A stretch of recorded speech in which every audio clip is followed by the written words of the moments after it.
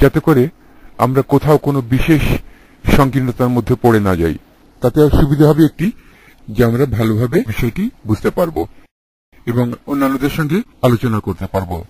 ফলশ্রুতিতে আমরা যখন বিদেশে লেখাপড়া করতে যাব, যে কোনো দেশে, যে কোনো ভাষায়, জার্মান ল্যাঙ্গুয়েজে কিংবা ফ্রেঞ্চে কিংবা ইংরেজিতে, কিংবা আমরা যদি চায়নাতেও লেখাপড়া করতে যাই, তবে আমাদের আমরা দেখব যে আমরা যেখানে শিখে এসেছিলাম সেখানে আমরা পড়ে নেই, আমরা আমাদের জ্ঞানকে সমৃদ্ধ করতে পেরেছি।